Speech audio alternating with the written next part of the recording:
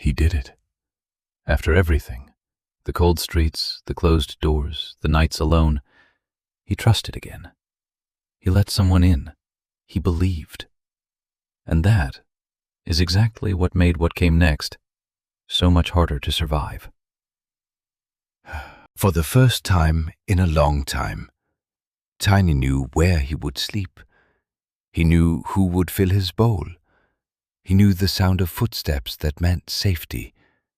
His fur grew softer. His steps grew lighter. The permanent worry behind his eyes slowly began to fade. He would curl up in his corner each night, and something remarkable happened. He stopped waiting to be heard. And that, for a cat who had lost everything, was everything. He followed them everywhere, to the kitchen, to the window, to whatever quiet corner they chose. Not because he needed food, not because he was afraid, but because being near them felt like the closest thing to home he had ever found again. He didn't ask for much. He never had. Just presence. Just the warmth of not being alone. To Tiny, this person wasn't just his friend. They were his whole world. And that was the most dangerous kind of love. It didn't happen all at once. It never does. First, the voice became shorter, distracted.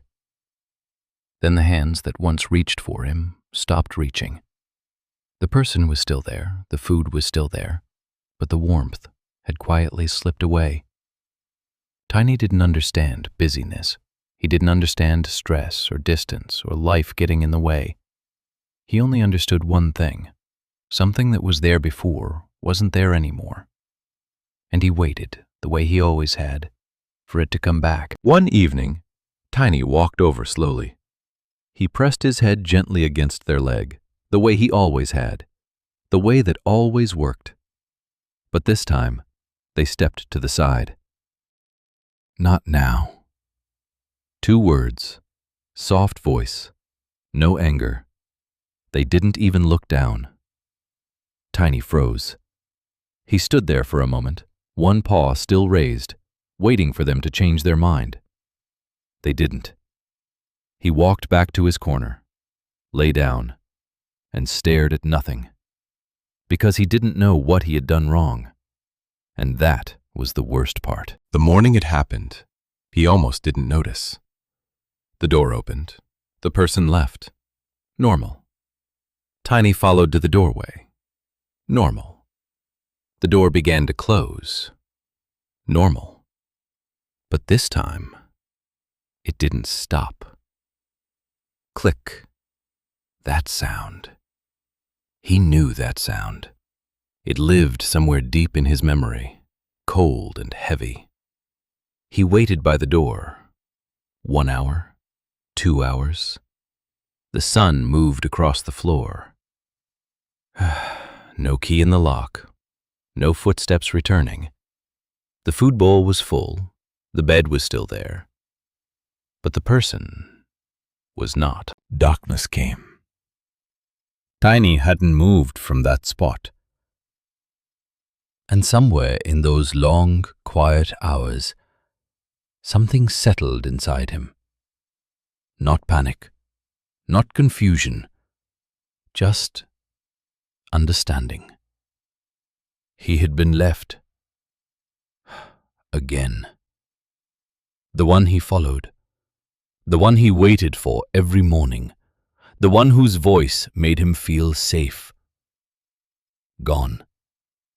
And this time, it hurt in a different place. Deeper. Because this time, he had chosen to believe. Betrayal doesn't always look like cruelty. Sometimes, it looks like a door that just doesn't open anymore. When the door finally opened the next morning, Tiny walked out. Not running, Not afraid, just walking.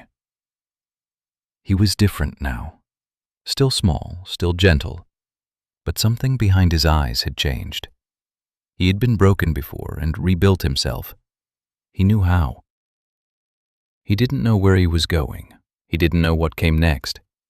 But he was still here, still breathing, still moving forward. And for a heart that had been through this much, that was enough. Trust, once broken, leaves a mark.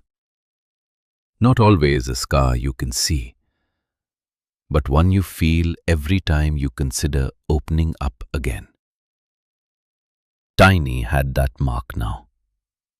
He carried it quietly, the way survivors do. But somewhere ahead, on a street he hadn't walked yet, something was waiting.